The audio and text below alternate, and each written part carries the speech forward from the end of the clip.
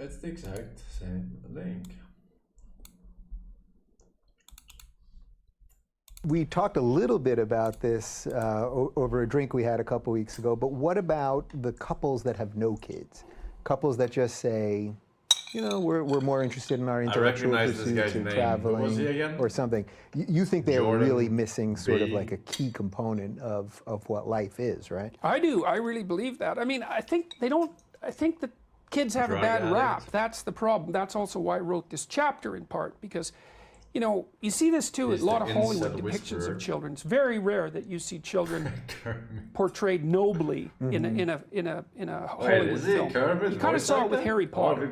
I like that, and that's partly why that was so popular. I mean, those kids had some, you know, there were bad kids and there were good kids and there were heroic kids. Like, they were treated pretty, in some sense, realistically, given that it was such a magical, you know, enterprise.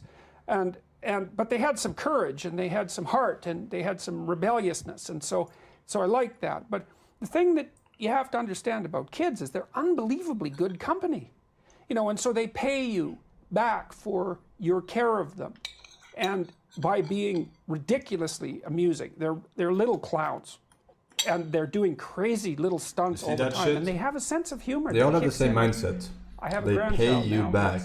Right? It's so fucking cringe when I hear this, because they're all thinking when they get kids. And has the they're gonna help me when I get older.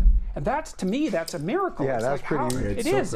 And so forcing life, they're very funny. They're really playful. They really like you. And then they say they don't and think about it. And you can have the kind of relationship with them that you set out to have. And so that's very interesting. Now, and you can also, like, once I had little kids, I spent a lot more time with them than I did with my friends. You're doing it for yourself, not for and the reason else. for that was that I actually found it more enjoyable to do things with little kids than with the adults. And the reason for that is, like, by the time you're 30, say, you've seen so much of the world that you actually don't see the world anymore. And this is technically true. Like, I'm old, I'm 55. When I walk down the street, there's houses. I don't look at them. I have house icons in my memory, and I just see the house icons.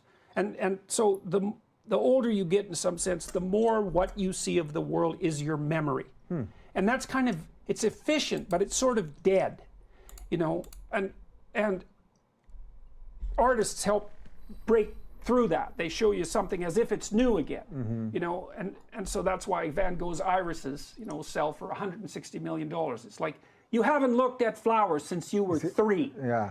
Okay, so the thing that's cool about having a little kid is, everywhere you go, because we're so good at putting ourselves in other people's bodies, that you want to the kid revitalizes the world, and the kid's like, oh, I mean, that's what a 2-year-old looks like all the time, right? They're just, I mean, I don't know what you're completely arguing this, awestruck but I don't know by what the fuck everything. you're saying. But And you can definitely see that not again, and that's continue really your bloodline. interesting. Right. Man, I know you know about my love of Star Wars, but I watched Empire Strikes Back with my 5-year-old at the time nephew.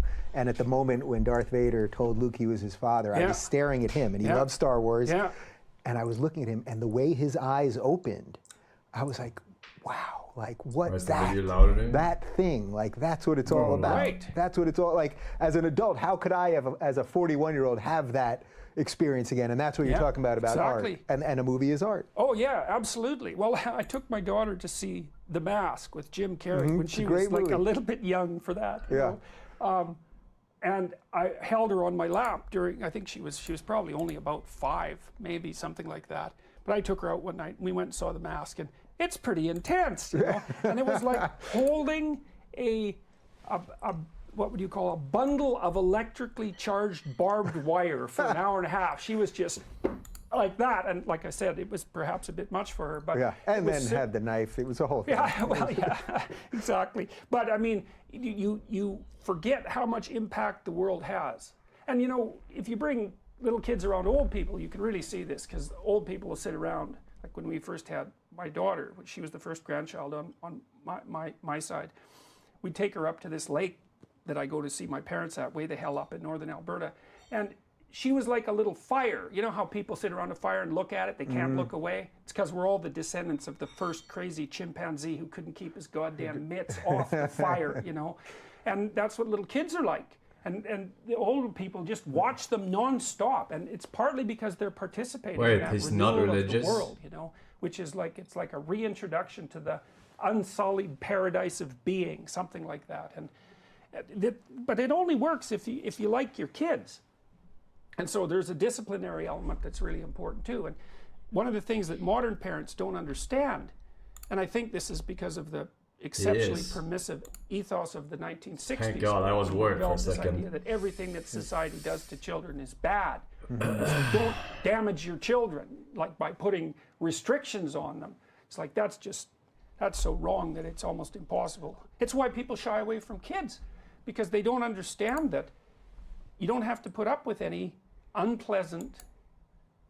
you don't have to put up with any unnecessary, unpleasant nonsense from children. It's not necessary. It's interesting. So you could almost argue that the 60s led to exactly what you're talking about. These kids who then were taught to be afraid of everything, they become a mess. They're the parents of now, and that's probably in part why they're having less children, or at least talking about family and children in a different way. Well, and there's also less trust in the structure of the family because the divorce rate has proliferated, and it's hard. Like, there's a woman in our department, in the psychology department, who's Ellison. What's Ellison's last name? Oh, what the fuck? What is her last name? Who the fuck cares? Tell your story, like absolute retard. No one knows who this person is. What the fuck?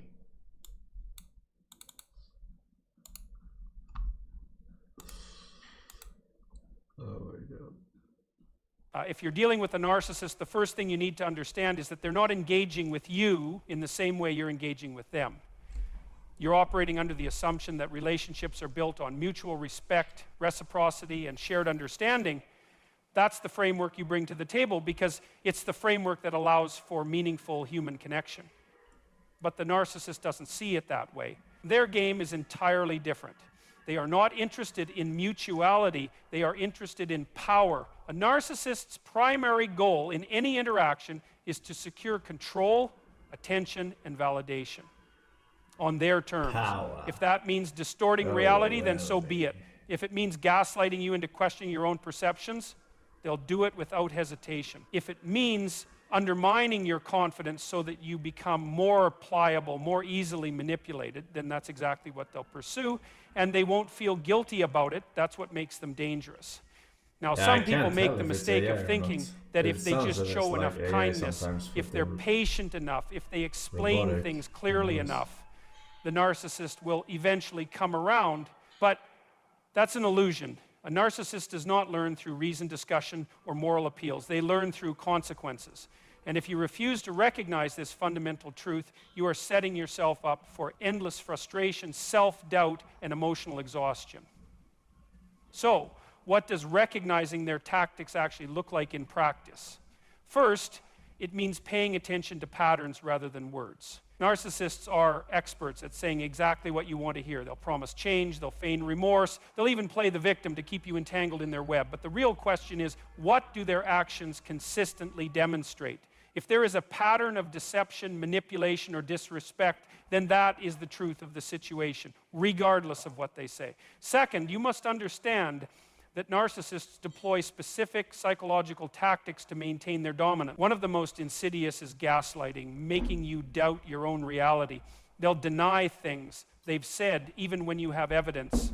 They'll rewrite history, subtly shifting the narrative until you find yourself apologizing for something you didn't even do. We'll rewrite history. The more you engage in these arguments, narcissists, the more control they gain, because the very act of defending yourself places you in a subordinate position. You are reacting to them, which means they are dictating the terms of the conversation. Another common tactic is intermittent reinforcement, alternating between affection and cruelty in unpredictable cycles. This is powerful because it mirrors the psychological mechanism behind addiction. If someone is consistently cruel, you will eventually detach, but if they occasionally throw in moments of kindness, your mind starts chasing the reward, hoping that if you just do the right thing, you'll get more of the good and less of the bad. Just like this creates a toxic dependency where you stay in the relationship not because it's fulfilling, but because you're trying to get back to those fleeting moments of warmth that were, in reality, just another tool of manipulation. And then there's projection. the narcissist will accuse you of the very things they are guilty of. If they're dishonest, they'll call you a liar. If they're emotionally unstable, they'll claim you're the one being irrational. This serves two purposes. First, it deflects attention away from their own behavior, and second, it keeps you so busy defending yourself that you don't have time to recognize what's really happening. Recognizing these tactics is not about becoming cynical or paranoid. It's about clarity. It's about... Post, not clarity.